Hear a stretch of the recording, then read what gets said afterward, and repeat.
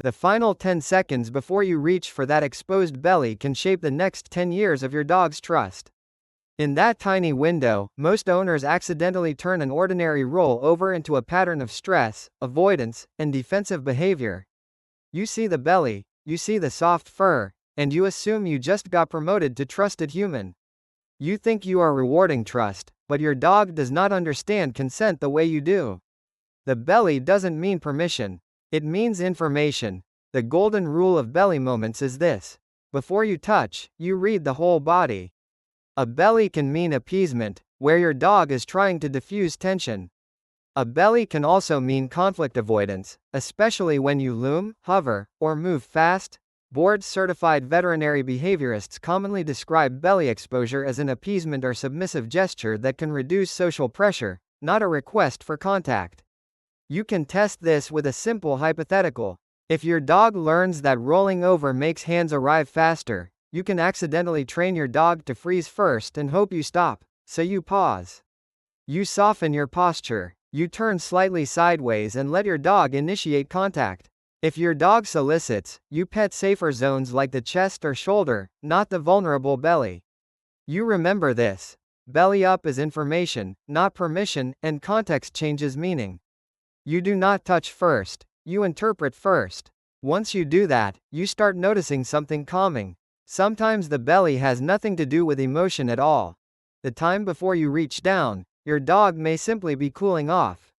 Meaning number 3 is thermoregulation, where your dog exposes the belly to dump heat onto a cool surface.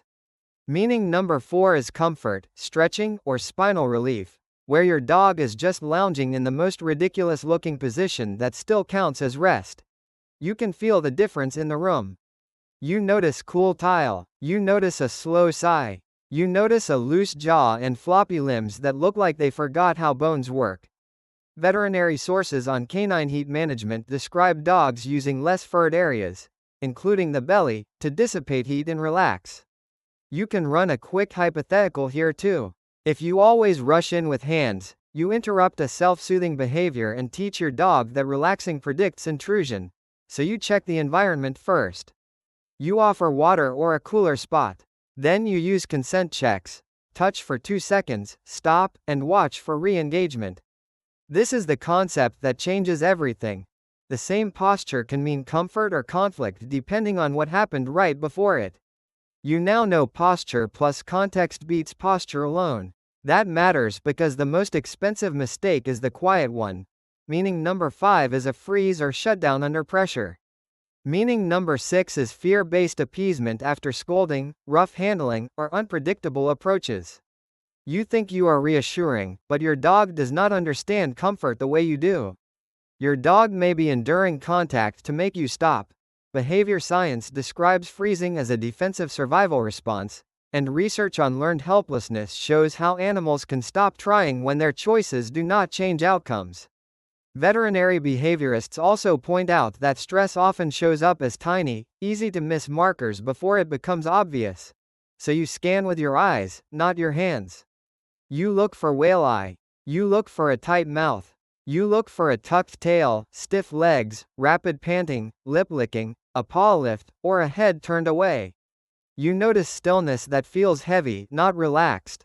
To fix this problem, you must remove pressure fast. You step back. You lower your body without leaning over your dog. You slow your breathing because your dog tracks your rhythm like a metronome. You toss treats away from you to create distance, and you end the interaction before your dog escalates. You can hold one more hypothetical in your mind. By the time you notice a growl, your dog has already practiced freezing many times. To fix this problem, you must stop rewarding the freeze and start rewarding choice. You have learned the stress lesson. Choice builds trust, and pressure breaks it. Now you get to use that same lens on the fun version. Meaning number 7 is play. During friendly wrestling, your dog may roll belly up as a role reversal move that keeps the game safe. Meaning number 8 is social trust, where your dog shows the belly with a loose, wiggly body and self-handicapping, basically saying you can win this round. Modern ethology and behavior science do not support dominance as a simple everyday explanation for most pet-dog interactions. The belly is not a surrender document. It is often a safety mechanism inside play. You can picture the hypothetical clearly. Two dogs swap roles, one goes belly up, then pops back up like nothing happened. If you label that as submission, you miss the real message, which is cooperative play with built-in breaks. Then you have meaning number 9, a trained rollover cue. You think you are practicing a cute trick, but your dog does not understand why the trick keeps predicting restraint, nail trims, or invasive belly rubbing. You can poison the cue by making it the doorway to things your dog hates, so you separate cues from handling. You pay with treats or gentle chest rubs. You use a clear start and stop signal for touch. During play, you pause and see if your dog re-engages with loose movement. You can hack this system by building a predictable routine your dog can control. You now have 9 real meanings, and you have one job. You choose the right response, not the fastest touch. You run a simple protocol. You pause and soften your posture. You scan for loose signals versus tight signals. You run a 2-second consent check, then you stop and watch. You choose safe touch zones like chest and shoulders, or you choose no touch at all. You reinforce choice with treat tosses or calm praise. If stress signs appear, you create distance and end the interaction. Then you track patterns like time of day, location, and who approached, because triggers love routines.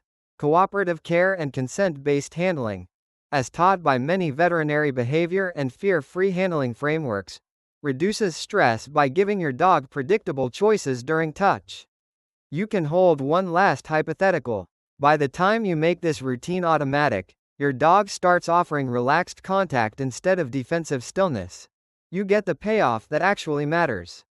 You get fewer bites. You get more voluntary closeness. You get a dog that trusts your hands. If this changed the way you view belly up moments, do me a favor. Hit the subscribe button. We don't do generic advice here. We translate dog body language into a trust routine you can actually use. Let me know in the comments, when your dog shows their belly, what do you usually do next? Until next time, stay calm and stay curious.